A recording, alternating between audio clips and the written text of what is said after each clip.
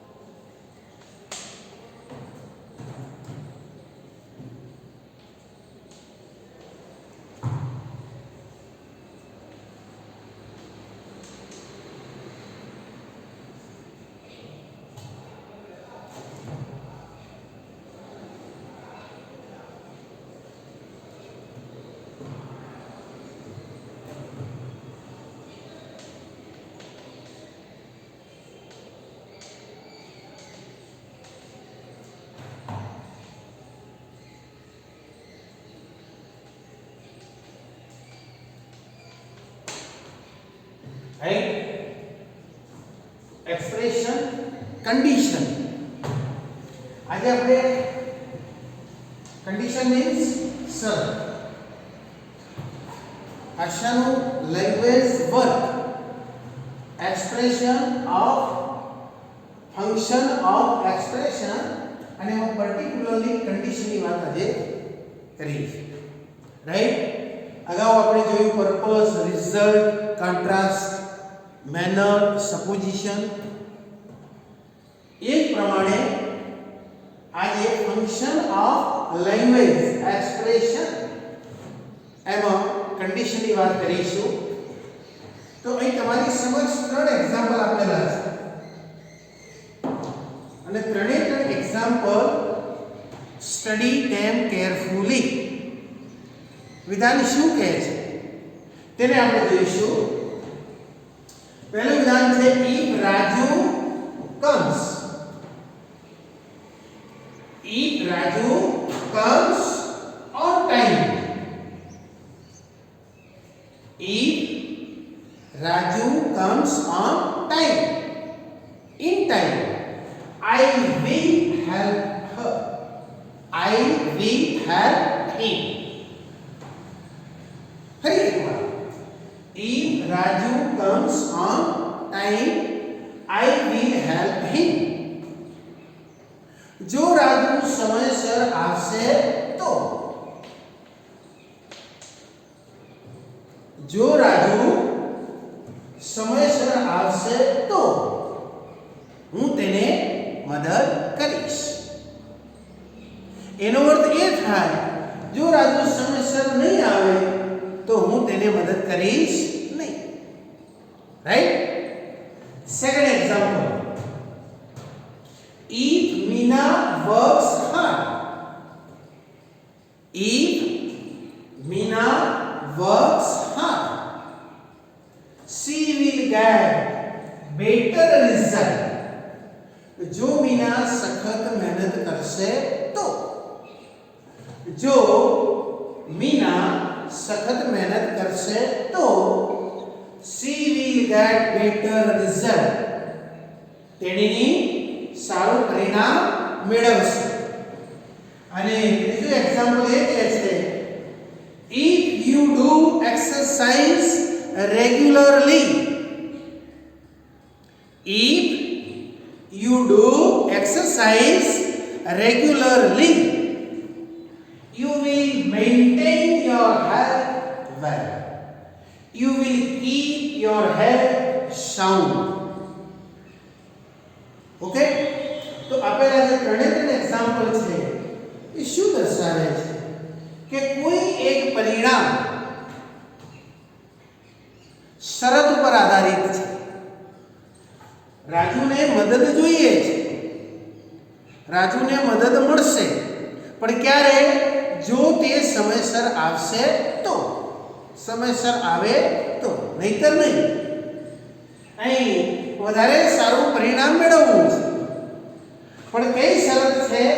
જો મીના સખત મહેનત કરે તો. અને તમારે તમારી તંદુરસ્તી સાચવવી છે સારી રીતે, તો એના માટેની શરત એ છે if you do exercise regularly. તો અહીં આપેલા ત્રણ ઉદાહરણ એ દર્શાવે છે મિત્રો કે કોઈ એક પરિણામ કોઈ એક શરત પર આધારિત છે. કોઈ એક પરિણામ કોઈ એક શરત પર આધારિત છે. જો શરતનું પાલન થાય, જો શરતનું પાલન થાય તો પરિણામ મળે, શરતનું પાલન ન થાય તો પરિણામ પણ મળે નહીં. તો અહીં જે શરતનું દર્શન કરાવે છે એ વિધાન ઈફથી શરૂ થયેલું છે. શરતી વિધાન શાનાથી શરૂ થયું છે? ઈફ કે વેધરથી. તો અહીં ઈફ વાળું જે ઉપવાક્ય છે, ઈફ વાળું જે ગૌણ વિધાન છે, તેને આપણે કહીશું કંડીશનલ ક્લોઝ.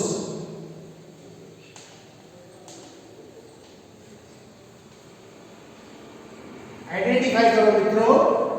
ઈફ વાળું જે વિધાન છે, ફલિત વિધાન, ગૌણ વિધાન છે, તે વિધાનને આપણે કેવી રીતે ઓળખીશું? Conditional clause. શરતી વિધાન છે એટલે language, function of language, function of expression, આવું જ્યારે વિધાન હોય તો તમે એને આઈડેન્ટિફાઈ કરી શકો અને કન્ડિશન દર્શાવી શકો. પરીક્ષામાં અગત્યનો મુદ્દો છે. આ પ્રકારની રચના તમને આપેલી હોય અને તમને કહ્યું હોય notice the function of expression, identify the function of expression, તો તમે ત્યાં દર્શાવી શકો ફંક્શન ઓફ એક્સપ્રેશનમાં કન્ડિશન, જે પ્રમાણે આપણે પર્પઝ, રિઝલ્ટ, કોન્ટ્રાસ્ટ જોયા તે પ્રમાણે. તો if વાળું જે વિધાન છે તેને આપણે શું કહીશું? ફંક્શન ઓફ એક્સપ્રેશનમાં કન્ડિશન. અને કન્ડિશન દર્શાવવા માટે જે ઉપવાક્ય છે તે હંમેશા if કે વેધરથી શરૂ થાય છે. રાઈટ? તો આ વાત તમારે ધ્યાનમાં આવવી જોઈએ. હવે અહીં પણ ધ્યાન રાખો કે શરતનું પાલન થશે તો પરિણામ મળશે. તો અહીં તમે બીજી વસ્તુ એ નોંધો કે શરતી વિધાન સિમ્પલ પ્રેઝન્ટ ટેન્સમાં છે. અવશ્ય યાદ રાખો કે આપેલા ઉદાહરણની અંદર શરતી વિધાન છે તે કયા કાળમાં આપેલું છે? સિમ્પલ પ્રેઝન્ટ ટેન્સ, એટલે કે સાદો વર્તમાન કાળ. તેની ફોર્મેટ આપણને બરાબર યાદ હોવી જોઈએ. Subject plus verb 1, subject plus verb 1, subject plus verb 1, એટલે કે મૂળ ક્રિયા. તો શરતી વિધાન શામાં આપેલું છે? સિમ્પલ પ્રેઝન્ટ ટેન્સમાં. રાઈટ? શરતી વિધાન કયા સંયોજકથી શરૂ થયું છે? તો સંયોજક if કે વેધર. અને એના પછી જે પરિણામ વાળો ક્લોઝ છે એટલે કે મુખ્ય વિધાન છે, એ મુખ્ય વિધાન છે તે સિમ્પલ ફ્યુચર ટેન્સમાં છે.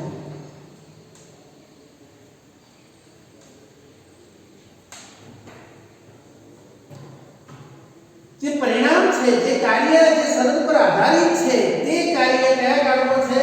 Simple future tense. તેની પણ રચના આપણે યાદ કરી લઈશું.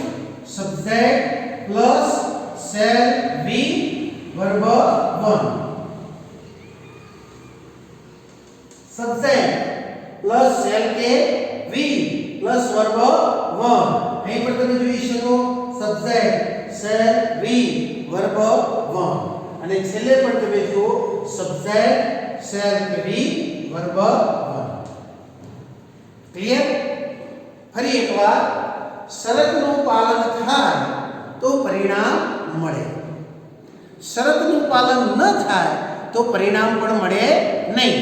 એનો મતલબ શરતનું પાલન થાય તો પોઝિટિવ રિઝલ્ટ, શરતનું પાલન ન થાય તો નેગેટિવ રિઝલ્ટ. તો પરીક્ષામાં તમને જે રીતે રચના પૂછાય છે એ આ પ્રમાણે રચના યાદ રાખો. શરતી વિધાન થી શરૂ થાય છે, શરતી વિધાન સિમ્પલ પ્રેઝન્ટ ટેન્સમાં હોય છે અને પાછળનું જે મુખ્ય વિધાન છે, કાર્ય છે, પરિણામ છે, એની રચના કયા કાળમાં હોય છે? Simple future tense. હવે આ તો હકારાત્મક શરત, તો પરિણામ હકારાત્મક. પણ નકારાત્મક શરતનું વાક્ય પણ તમને પૂછી શકે, તો નકારાત્મક શરત માટે કેવું થશે એ પણ આપણે જાણી લઈએ.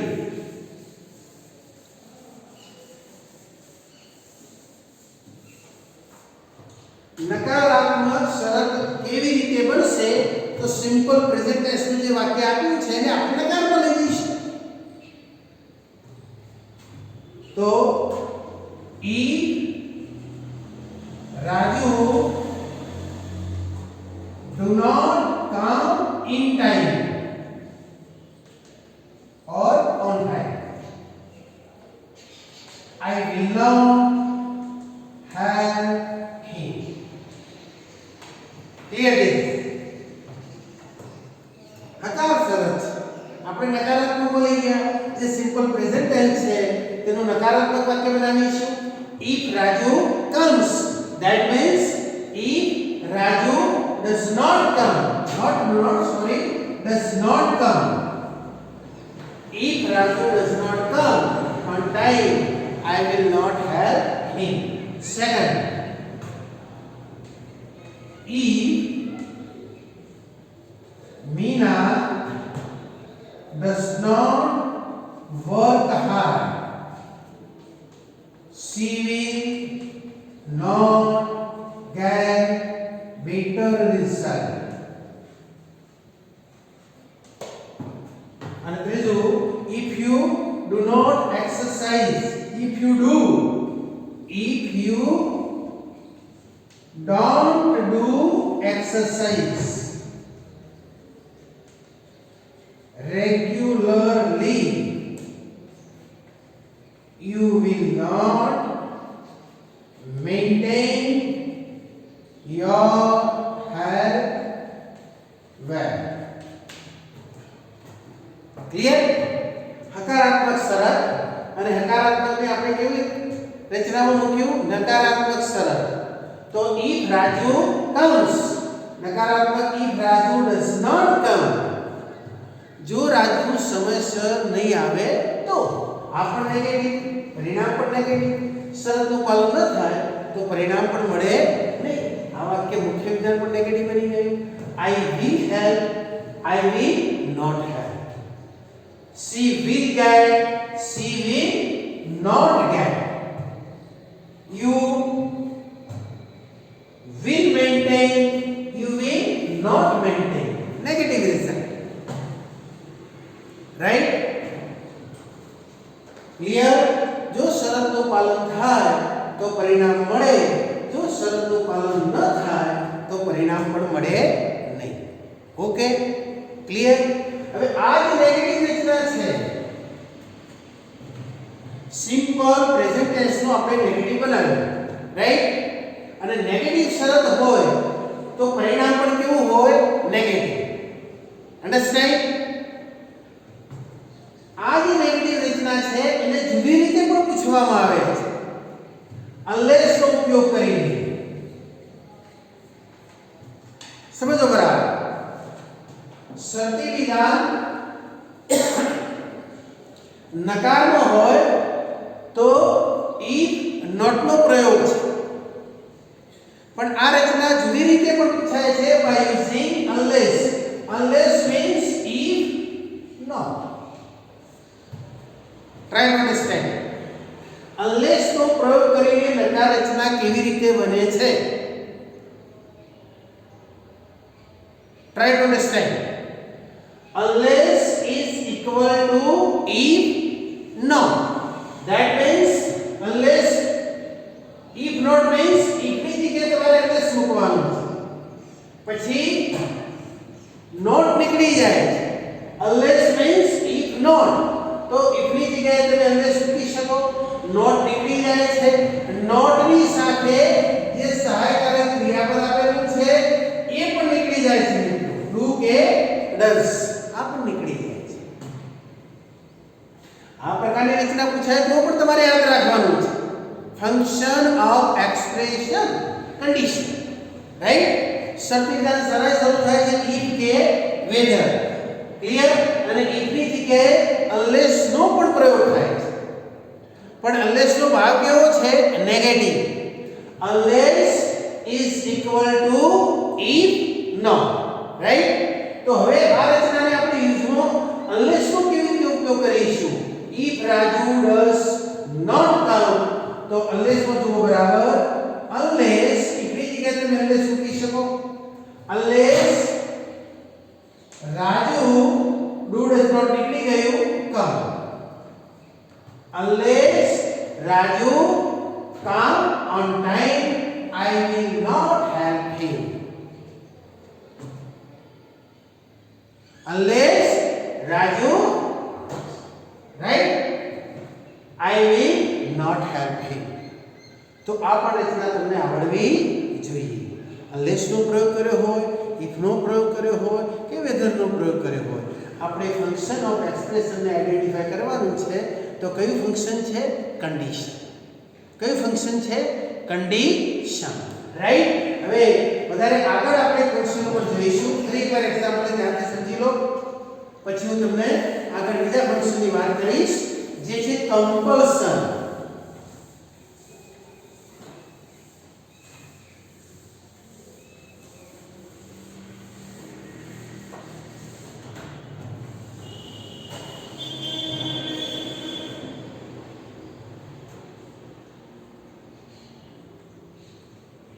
કમ્પલ્સન એટલે કે ફરજ.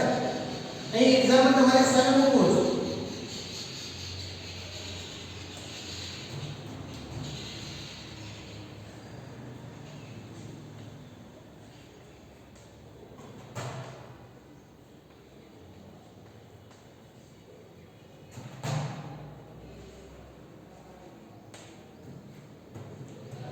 If you want to improve your English,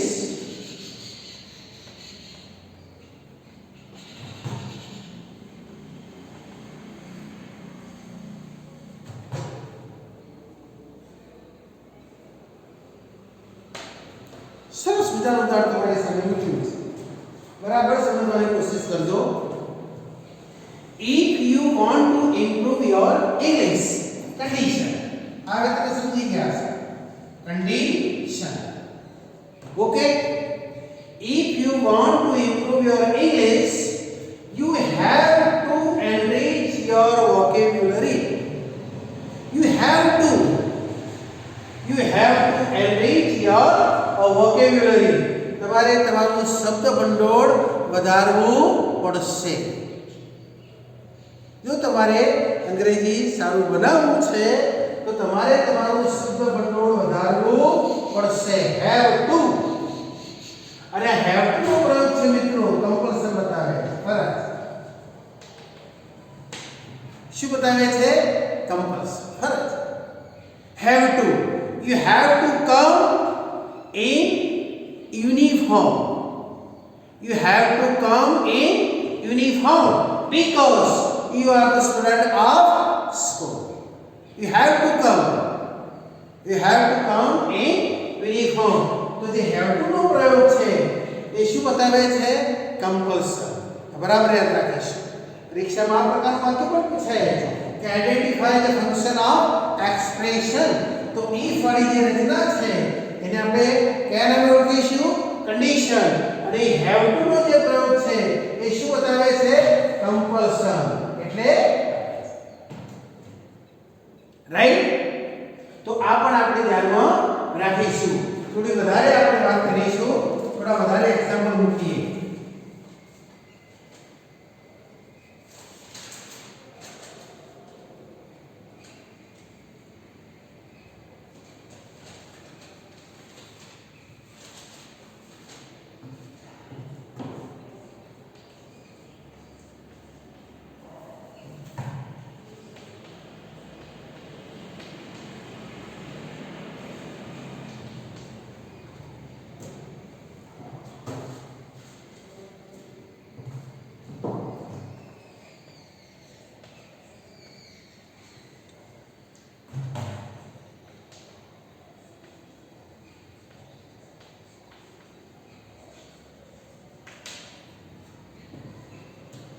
પહેલા જે ઉદાહરણ આપેલું છે એનું સુધારવું જ છે. Right? The teacher said to Kamlesh. The teacher said to Kamlesh. Kamlesh, if you want to improve your English, if you want to improve your English, you have to enrich your vocabulary. Have to. Compulsion. Kamlesh શું કહે છે? Sir, I know very well. I know very well. I ought to work. આ પણ compulsion દર્શાવે છે. I ought to work harder to improve my English. તો આપેલું જે એક્ઝામ્પલ છે તેમાં have to નો પ્રયોગ શું દર્શાવે છે? compulsion. ought to, o u g h t, ought to. ought to પણ શું બતાવે છે? compulsion. તો study this example once again carefully.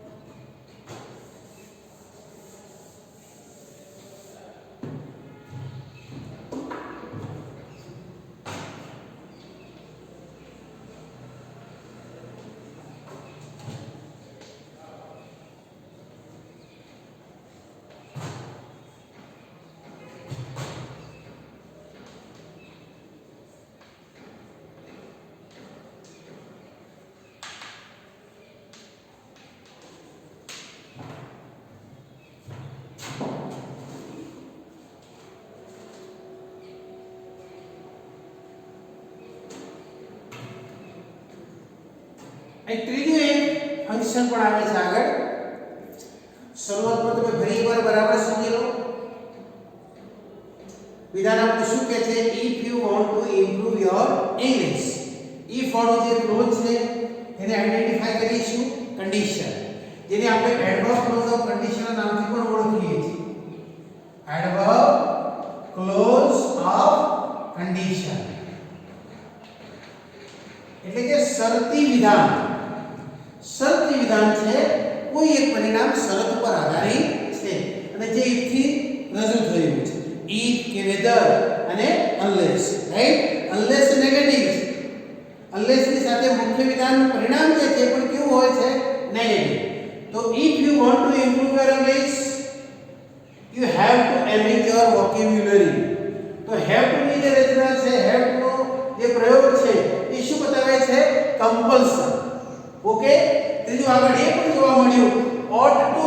I ought to work harder to improve my English. ought to પણ compulsion બતાવે છે. અને આગળ એ છે તમે છે કે sir, I would rather work more for comprehension. To comprehend, સમજ, સમજણનું કૌશલ્ય, સમજ ડેવલપ કરવા માટે તમે છે કે sir, I would rather work. I would rather નો પ્રયોગ થયો છે મિત્રો. I would rather work more for comprehension, to develop comprehensive skill. To develop comprehensive skill, I would rather work more. I would rather. તો આ રચનામાં would rather નો પ્રયોગ થયો છે. સમજો બરાબર? અને would rather શું બતાવે છે? Reference. P R E F E R E N C. Reference બતાવે છે.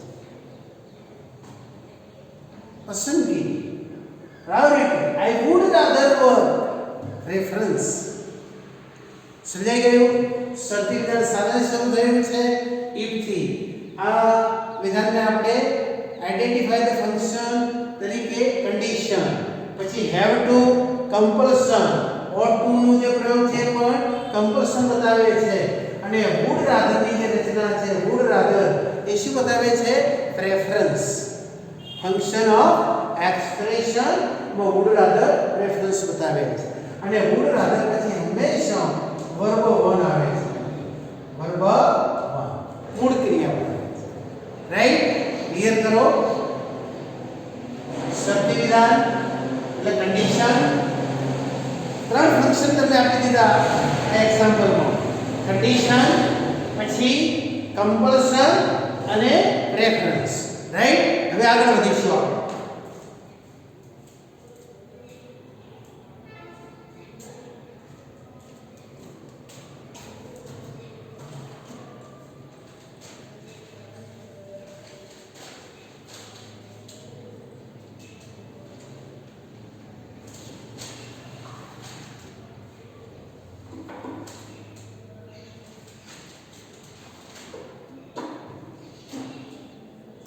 ક્લિયર?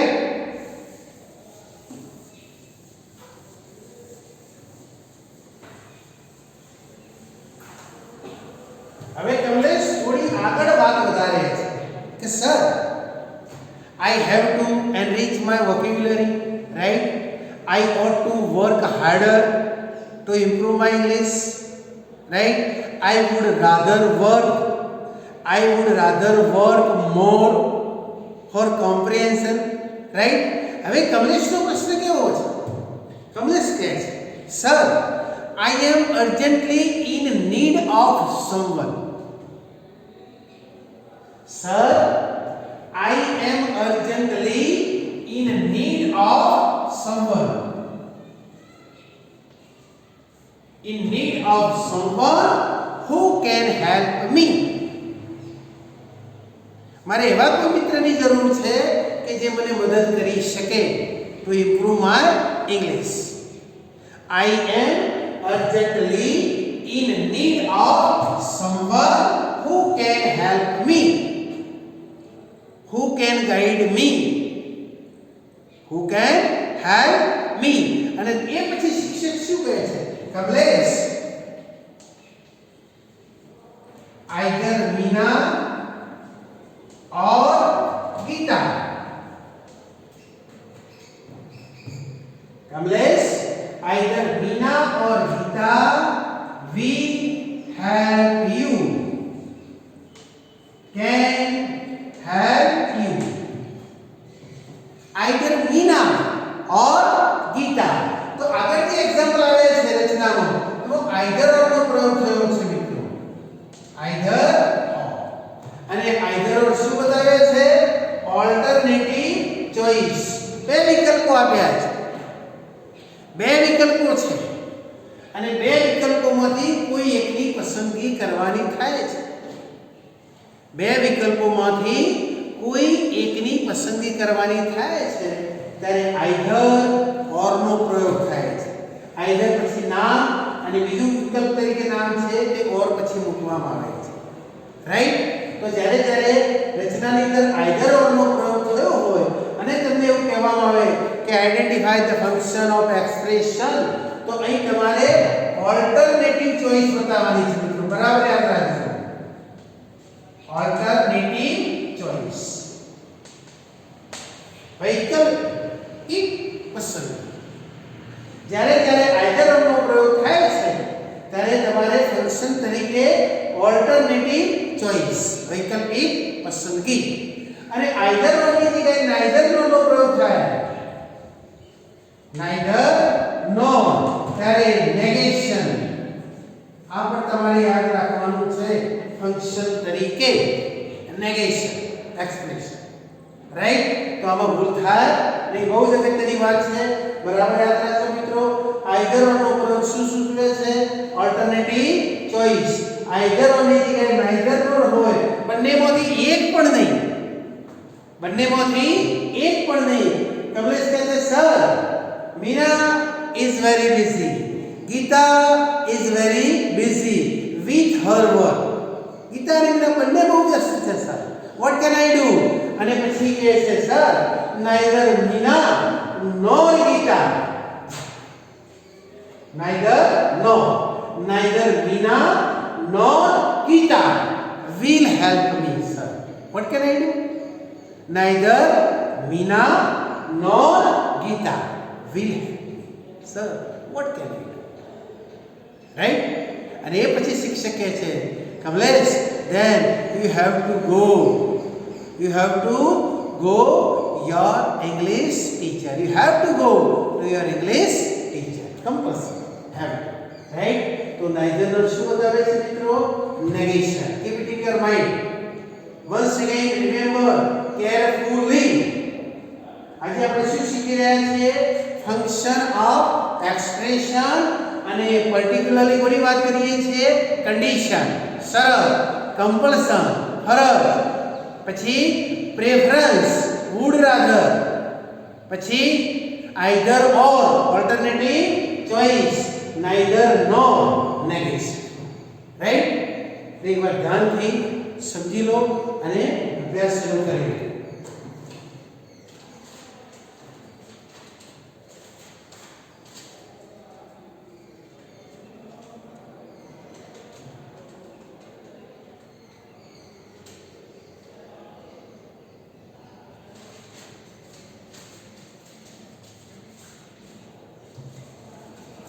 Clear?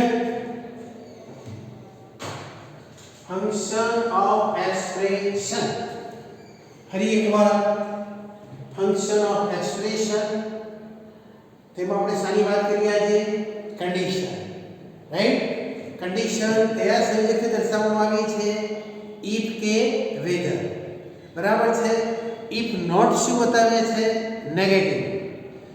if not ની જગ્યાએ આપણે શાનો પ્રયોગ કર્યો? unless. રાઈટ? જો શરતનું પાલન થાય તો પરિણામ મળે, શરતનું પાલન ન થાય તો પરિણામ પણ મળે નહીં. રાઈટ? હકારાત્મક શરત તો પરિણામ હકારાત્મક, નકારાત્મક શરત તો પરિણામ પણ કેવું? નકારાત્મક. બરાબર છે? પછી હેવ ટુ શું દર્શાવે છે? કમ્પલ્શન. ઓટ ટુ એ પણ કમ્પલ્શન ફંક્શનમાં આવે છે. રાઈટ? એના પછી વુડ રાધર. આ વુડ રાધર નો પ્રયોગ બરાબર યાદ રાખજો. Would rather, put it in a box. Would rather A preference. અને વુડ રાધર પછી વર્બ વન આવે છે. રાઈટ? એ પણ તમે ક્લિયર કરી શકો. વુડ રાધર પછી આઈધર ઓર. આઈધર ઓર બે વિકલ્પ આપ્યા છે, તેમાંથી કોઈ એકની પસંદગી. એટલે આઈધર ઓર જે છે એ એક્સપ્રેશનનું કયું ફંક્શન દર્શાવે છે? Alternative choice. રાઈટ? આઈધર ઓર ની જગ્યાએ નાઈધર નોર નો પ્રયોગ થાય છે મિત્રો. તો નાઈધર નોર શું બતાવે છે? નેગેશન, નકારાત્મક. બંનેમાંથી એકની પણ પસંદગી નહીં. ક્લિયર? તો આજે આપણે ફંક્શન ઓફ એક્સપ્રેશન અહીં પૂરા કરીશું. બરાબર? પરીક્ષામાં અગત્યનો પ્રશ્ન છે. બરાબર ધ્યાનથી એનો અભ્યાસ કરી લેજો, સમજજો, નોંધજો. અને આ જે યુનિટ છે તમારું ફંક્શન ઓફ એક્સપ્રેશન એ બહુ જ અગત્યની બાબત છે in oral as well as return form. Right? ફરી એકવાર આજે આપણે સમજી લઈએ. Expression, function, condition, right? Compulsion, have to કે ઓટ ટુ નો પ્રયોગ છે. કન્ડિશન, કમ્પલ્શન, પછી રેફરન્સ માં શાનો પ્રયોગ કર્યો આપણે? Would rather. વુડ રાધર પછી વર્બ વન આવે છે. પછી ઓલ્ટરનેટિવ ચોઇસમાં આઈધર ઓર, નેગેશનમાં નાઈધર નોર. ઓકે.